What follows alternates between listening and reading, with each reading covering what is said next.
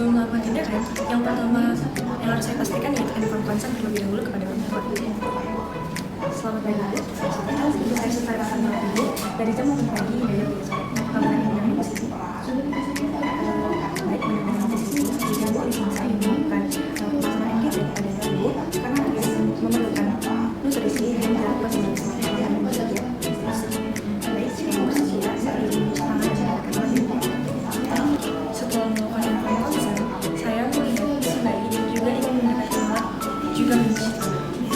Sebelum melakukan tindakan, ada baiknya saya mencuci tangan saya dengan normal. Yang pertama, mengambil hand wash dan mengusap lalu cukup jari, selama jari,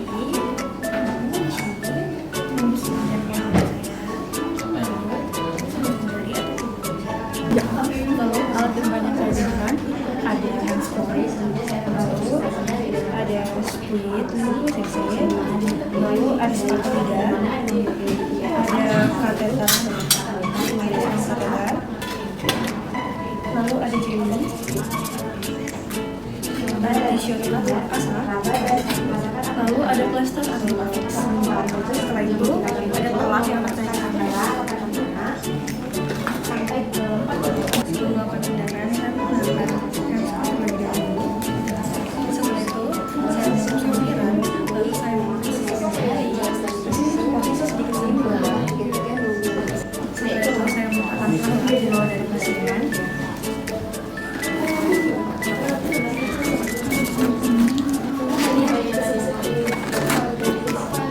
Setelah itu, saya meletakkan handuk di atas dari pasien.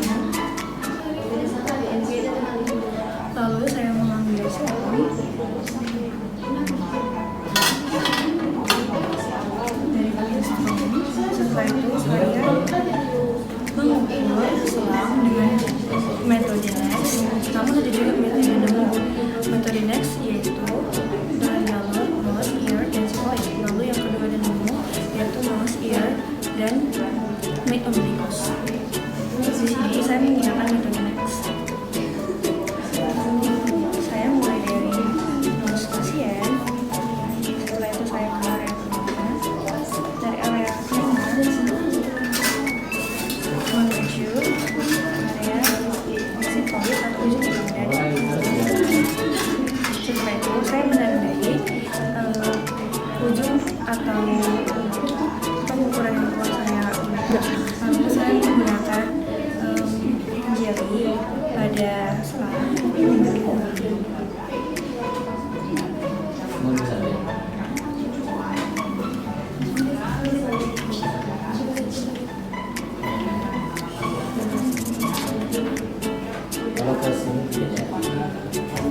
Setelah itu saya memasuki selang dengan jeli yang telah saya gunakan. Dan setelah memasuki ujung selang, saya menggunakan pinset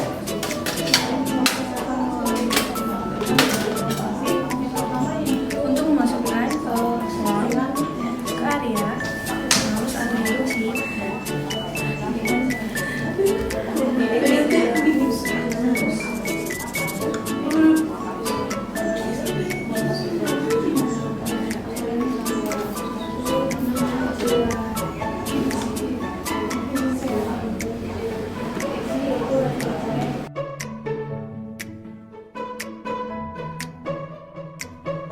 Lalu untuk menentukan apakah selang sudah masuk ke lambung atau belum, saya menggunakan split dengan 50 cc.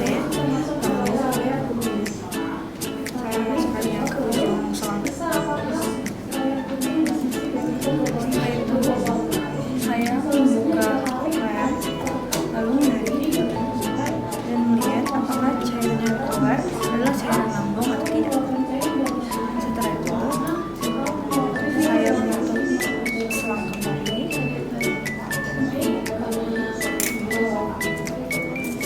Lalu saya membuka ikut yang saya lakukan aspirasi. Saya juga ingin melakukan aspirasi untuk menentukan apakah selang sudah berada di lambung atau tidak.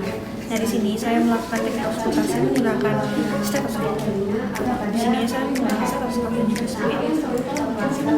Caranya saya memakai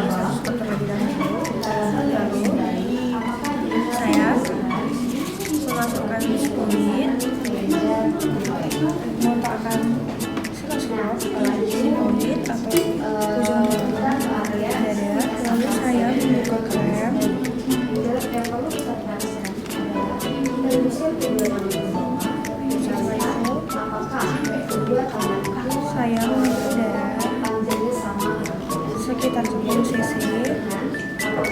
Nah, setelah saya membedah sekitar 10 sampai 20 cc, saya menekan sambil merasakan atau mendengar apakah ada suara bus atau boom di area.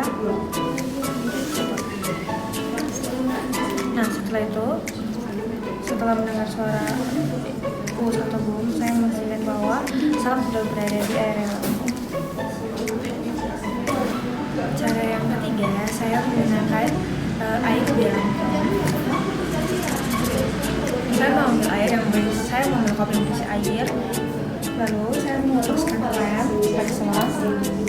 Setelah itu, saya memasukkan ujung selang ke dalam air, lalu saya melihat apakah ada gelombang yang keluar atau tidak. Nah, jika gelombangnya sedikit dan tidak beraturan, saya pastikan itu sudah ada di lambung. Namun jika gelombangnya beraturan seiring dengan nafas pasien, berarti selang berada di pangkal. Ternyata semua indikator sudah berada di lambung dan cairan lambung sudah keluar. Lalu saya akan menutup selang dengan satu lem,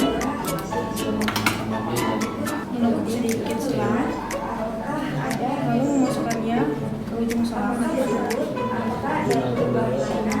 Setelah itu saya melakukan fiksasi kepada selang yang telah saya gunakan dengan teknik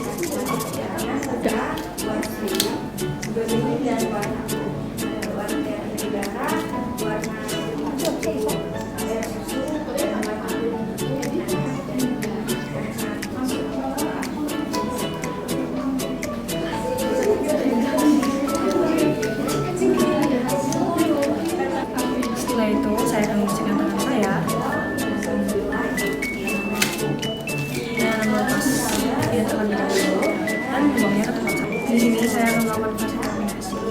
Isi saya memastikan selang sudah berada di area yang benar, yaitu dari dalam nose ke area ujung tulang dada. Setelah itu hasil isi selang sudah ditutup, sudah dilakukan fiksasi, dan selang sudah berada di area lambung.